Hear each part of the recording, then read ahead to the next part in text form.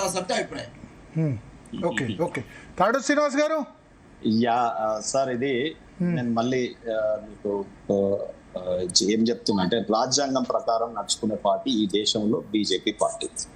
రాజ్యాంగాన్ని జేబులో పెట్టుకొని తిరిగి రాత్రి మెత్త కింద పెట్టుకొని పడుకునేటటువంటి నాయకులు రాహుల్ గాంధీ గారు. సరే, ఇప్పుడు ఇక కేసీఆర్ గారి గురించి మనం మాట్లాడడం వింత అవుతుంది. ఆయన రాజ్యాంగాన్ని ఎక్కడ ఎట్లా ఏం వాడతారు అనేది మనకు తెలియదు. ఈ మధ్య కాలంలో మరి కనిపించడం లేదు కదా. రెండోది, నేను ఏమంటున్నా, అఖిలపక్ష మీటింగ్ పెట్టమంటాడు. జస్ట్ నేను వారు అన్నదానికి హుమరస్ టచ్ గానే అంటుంది. మీ నాయకుడు పార్టీ ప్రెసిడెంట్ గా కానీ ప్రతిపక్ష నాయకుడిగా కానీ 2 పోస్టులు ఉన్నాయి. మీ కేసీఆర్ గారు వస్తారా? ఒకటి. రెండోది, మీరు డిమాండ్ చేయడం నాకు నవ్వు వస్తుంది. డెఫినెట్ గా పార్లమెంట్ లో చర్చ జరుగుతుంది ఏ బిల్లు పెట్టినా. ఆ బిల్లు పార్లమెంట్ లో అన్ని పార్టీలు ఉంటాయి. పొలిటికల్ పార్టీ సిస్టమ్, ప్రజలు ఎవరినైతే ఆదరించారో, ప్రజలు ఎవరినైతే ఎన్నుకున్నారో, ప్రజలు ఎవరైతే కరెక్ట్ గా చట్టాలు చేస్తారనుకున్నారో వాళ్ళందరినీ పార్లమెంట్ కి పంపారు. సో అక్కడ తప్పకుండా అందరి పార్టీ రిప్రజెంటేషన్స్ చర్చ జరిగే బిల్లులు పాస్ అవుతాయి. నేను అది బాలరాజు గారికి చెప్తాను. మన జరిగిందా? అరే, మీరు 0 ఉంటే నేనేం చేయాలి దానికి? సో మీరు మీ నాయకుడిని పోయి కనుక్కోమనండి. ఢిల్లీకి ఒకసారి విజిట్ చేసి పార్లమెంటరీ సెక్రటరీని అడగండి, తెలుస్తాయి విషయాలు. నేను రెండో విషయం నేను ఏమంటున్నంటే, బాలరాజు గారికి కూడా అవకాశం వస్తుంది. ఈ షుడ్ సపోర్ట్ యంగ్ టర్క్. ఆయనకు అవకాశాలు, ఎమ్మెల్యే కావాల్సిన ఆయన ఇక్కడ టీవీ డిబేట్లలో గొంతు దించుకుంటున్నాడు పాపం. అసెంబ్లీలో మాట్లాడాల్సిన రామచిలక అక్కడ రావాలంటే ఇది డీలిమిటేషన్ రావాలి. నేను ఇక మూడోది ఏం చెప్తున్నా భరత్ గారు, ఇది కాన్స్టిట్యూషనల్ గా ప్రతి 10 ఏళ్లకు ఒకసారి జరగాల్సినటువంటి ప్రక్రియ. సరే, కొద్దిగా కరోనా ఇంకోట కొన్ని కారణాల చేత అది పెండింగ్ అయింది. రెండో విషయం నేను ఏమంటున్నా, ఈ రోజు సీట్లను మీరు చక్కగా ఉదహరించారు. పర్సెంటేజే లాస్ట్ కొలమానం అండి.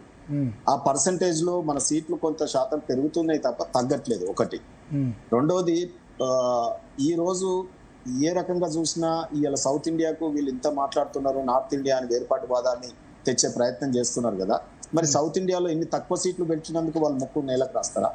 They should feel the shame కదా. సో ఎందుకు వారు ఇంతకు ముందే దీన్ని 60 ఏళ్ళు పరిపాలించారు, 10 ఏళ్ళకు ఒకసారి చేశారు కదా.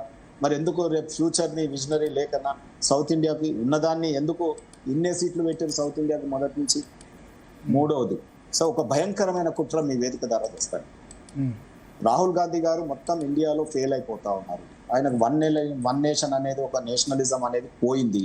వారు డివిజివ్ వాళ్ళ తాతల నాడు జవహర్లాల్ నెహ్రూ ఆగమాగమే తొందర ప్రధానమంత్రి కావడానికి పాకిస్తాన్ అడగగానే జిన్నాకు పాకిస్తాన్ ఇచ్చేయడము, ఇక్కడ బంగ్లాదేశ్, అక్కడ అది మనకు కాశ్మీర్ లేకపోయినా పర్వాలేదు, మనకు గుజరాత్ లో పర్వాలేదు, లేకున్నా నిజాం తెలంగాణ హైదరాబాద్ రాష్ట్రం లేకున్నా పర్వాలేదు అన్నట్టు జల్దీ పోయి అది చిన్న దేశమైనా సరే ప్రధానమంత్రి సీట్లో కూర్చోవాలని బ్రిటిష్ వాళ్ళతో తొందరగా ఆ రోజు అపీజ్మెంట్ పాలిటిక్స్ విడగొట్టిండు.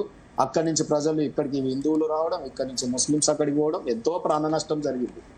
సో అటువంటి జినోసైడ్ లాంటి కార్యక్రమాలు కూడా చేస్తారు కాంగ్రెస్, నేను తప్పు పట్టట్లేదు. సో నేనేమంటున్నా అంటే, ఇక్కడ ఈ రోజు సౌత్ ఇండియా నార్త్ ఇండియా అని ఏదైతే ప్రతిపక్ష నాయకుడు బాధ్యతాయుతంగా మాట్లాడాల్సినట్టు ఆయన ఒక పెద్ద కుట్రకు తెరలేపుతా ఉన్నారు. రేపు ఇండియా ఈ రోజు ఒక్కటే కాదా భరత్ గారు? సౌత్ ఇండియా నార్త్ ఇండియా అనే 2 దేశాల్లాగా ఉన్నామా మనం ఎప్పుడైనా?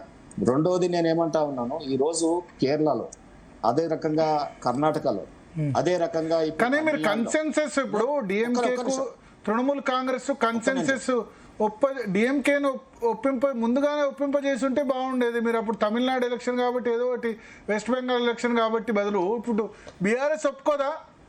బీఆర్ఎస్ ఒప్పుకుంటాడు కదా. బీఆర్ఎస్ కన్సల్టే చేయలేదు అసలు. జగన్మోహన్ రెడ్డి కన్సల్ట్ చేశారు కానీ బీఆర్ఎస్కి ఎవరు ఫోనే చేయలేదు సీట్ల పెంపు దాని గురించి.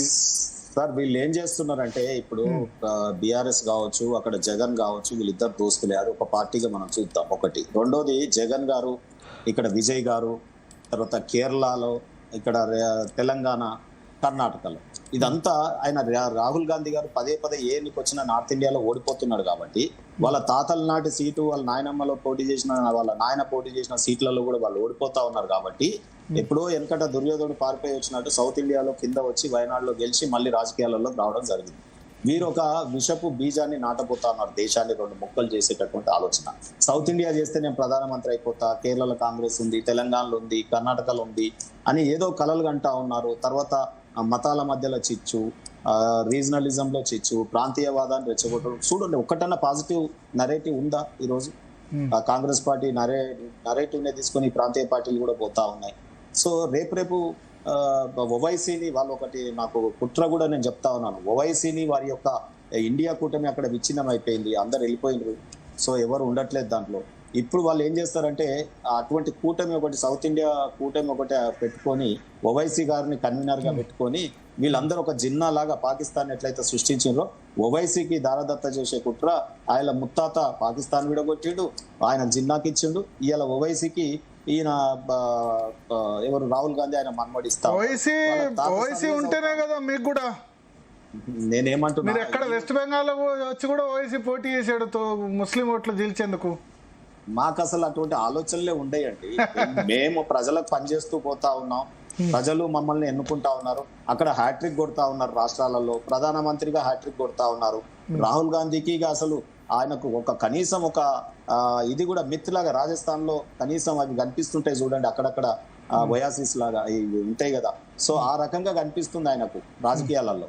సో ఆయనకు బెంబేలు ఎత్తిపోయి ఇలా సౌత్ ఇండియా నార్త్ ఇండియా అంటున్నాడు, మతం అంటున్నాడు, ముస్లిం అంటాడు, మెజారిటీ హిందువులు అంటారు, క్రిస్టియానిటీ అంటాడు, ఏదేదో అంటున్నాడు. ఆయన ఇష్టం ఉన్నట్టు మాట్లాడుతున్నారు, ప్రాంతీయ విద్వేషాలు రెచ్చగొడతా ఉన్నారు. దానికి ఆయన రేవంత్ రెడ్డి వంతబడతా ఉన్నారు. సో ఈ కుట్రల్ని భగ్నం చేయాల్సిన అవసరం దేశ ప్రజల ముందు ఈ రోజు ఉంది.